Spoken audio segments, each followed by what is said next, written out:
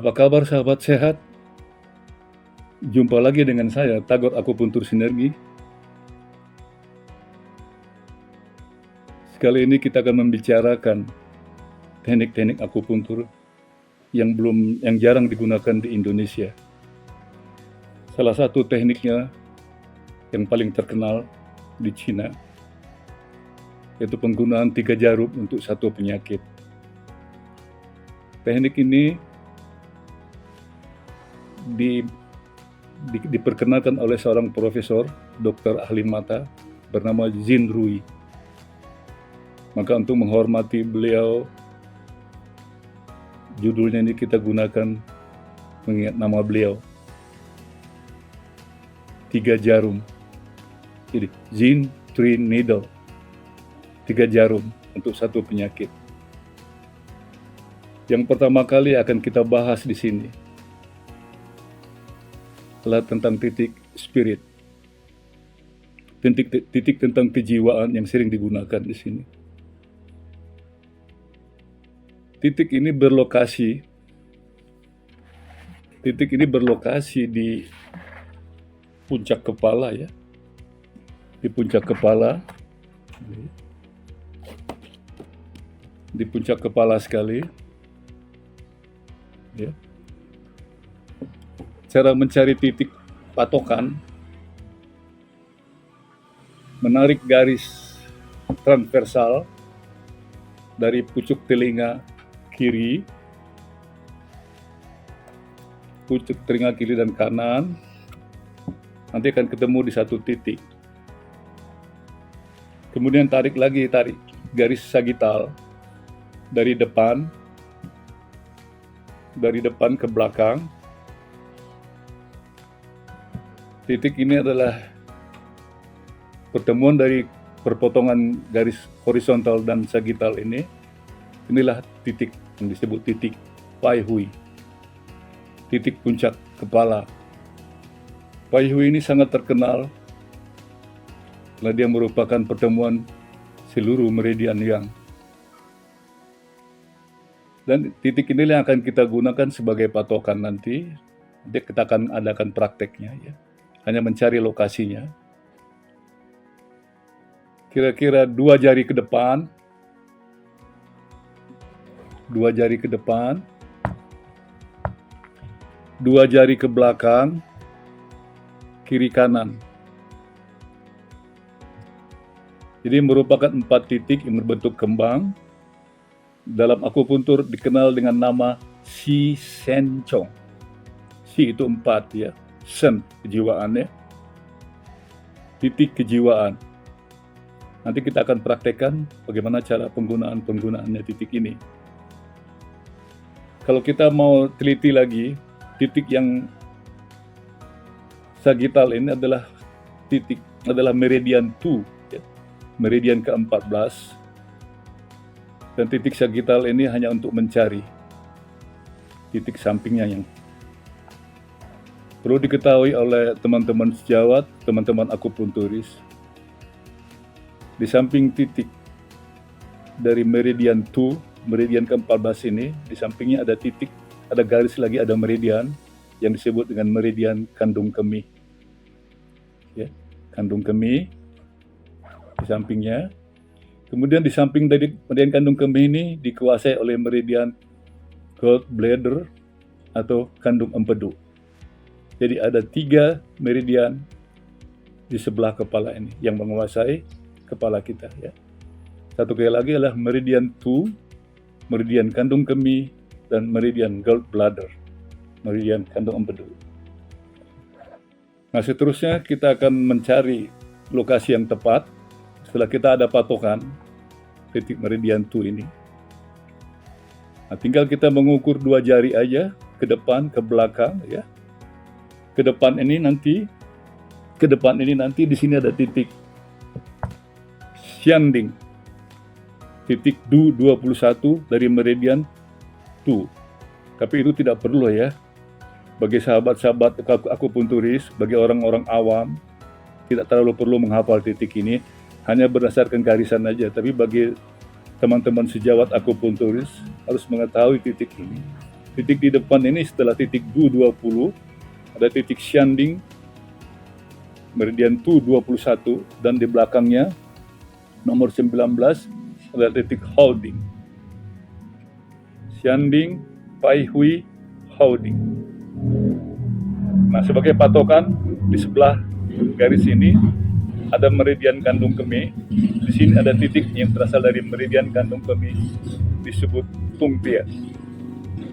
Jadi kalau mau tahu itu meridian kandung kemih nomor 7 atau dalam istilah internasionalnya meridian 7 Romawi nomor 21 Tung Tiang.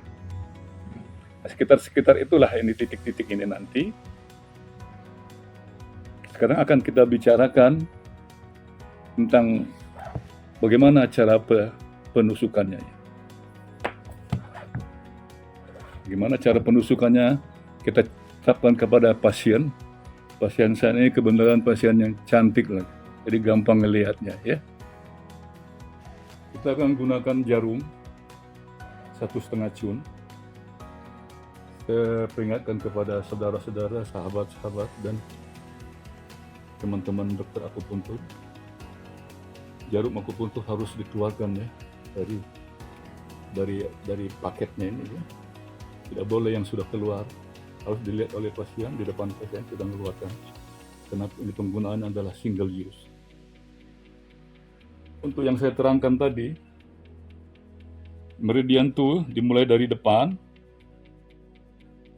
langsung ke belakang ya, merupakan garis sagital membelah dua kepala kita ya.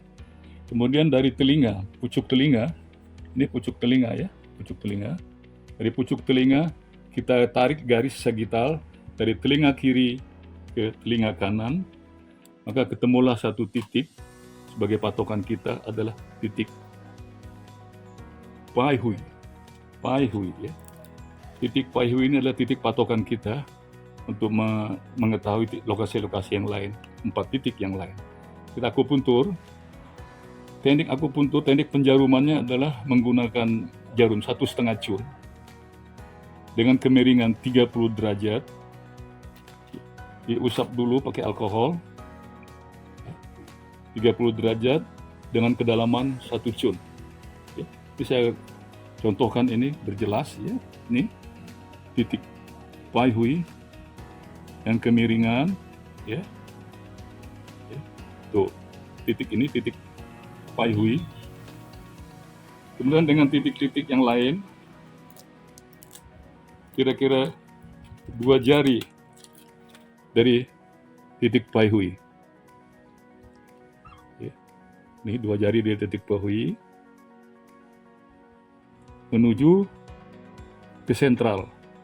Semua menuju ke sentral.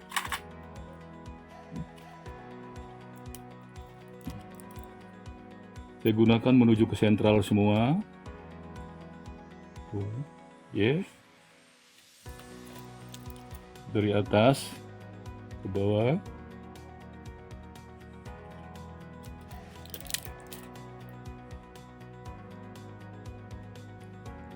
Nah, ya.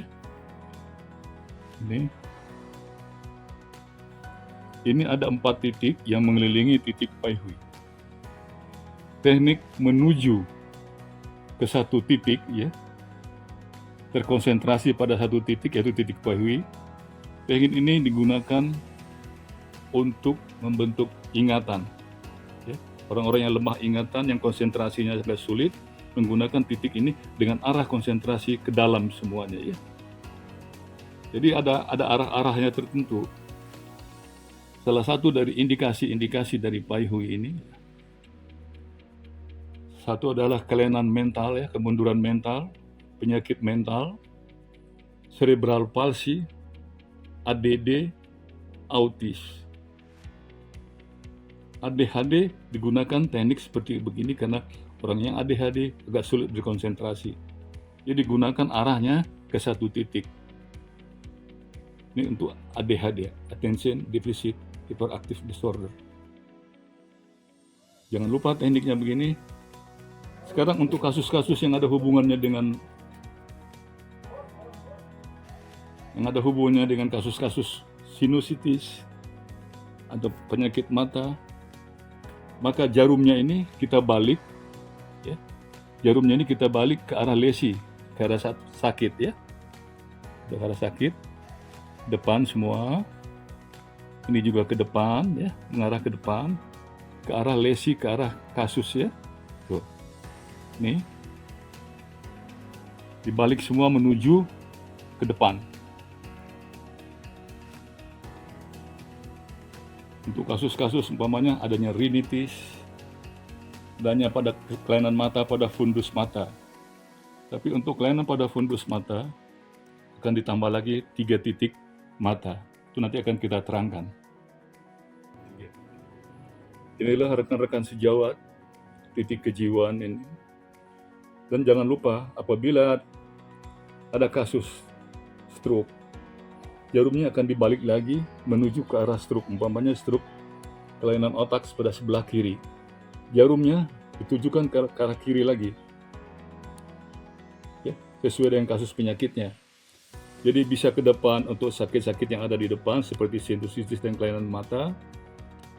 Konsentrasi ke satu titik untuk mereka-mereka yang tidak bisa konsentrasi, yang memorinya lemah, ya.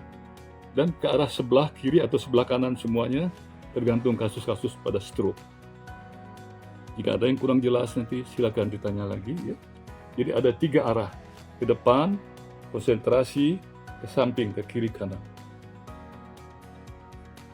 Sekianlah keterangan dari saya. Jika ada yang kurang jelas, silakan tanya kepada saya. Terima kasih.